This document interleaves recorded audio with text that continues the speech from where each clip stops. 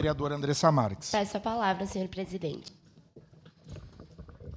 Obrigada, senhor presidente e nobres colegas, vereadores e vereadoras. Primeiramente, eu gostaria de parabenizar a vereadora Rose por todo o movimento construído até aqui, né, à frente desse movimento pela vinda da URGS para a nossa cidade. E eu gostaria de trazer alguns elementos fundamentais, porque, como ela mesmo disse, essa luta ela já vem de anos, né? E não tinha como não falar dessa pauta, porque foi a pauta que, eu sempre digo isso, me colocou na luta de forma mais organizada. Então, eu era presidente do Grêmio Estudantil da Escola Província de Mendoza, né? O vereador Cláudio Libardi era presidente do Grêmio Estudantil da Escola Madre Milda, e, na época, então, o deputado federal Assis Melo construiu movimentos, né, inclusive nessa casa, e a primeira assembleia que eu participei pela instalação da URGS foi nessa casa, né?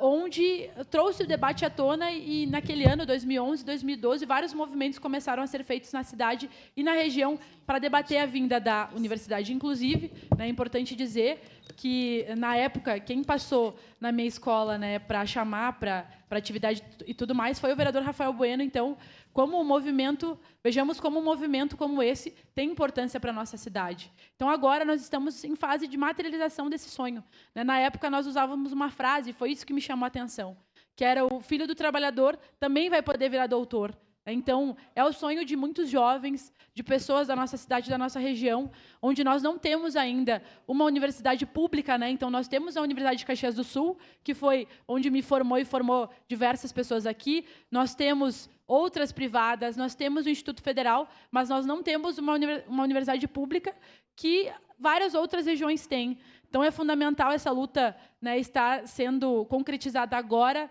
E, com certeza, tenho certeza que a gente vai colher muitos frutos, e daqui a alguns anos a gente vai lembrar de toda essa história, né, de décadas atrás, e vai dizer que a luta valeu a pena, sim, para trazer esse sonho dos caxienses e das pessoas da região. Então, conte comigo, vereadora Rose, para a gente poder materializar. E agora, né, a gente ouviu do pessoal ali da URGS que estudos estão sendo realizados para que se pense nos cursos que vão vir para a nossa região.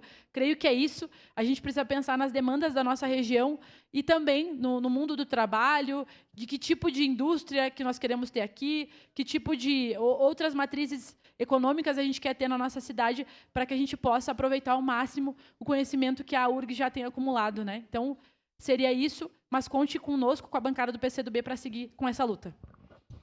Obrigado, vereadora Andressa Marques. Com a palavra,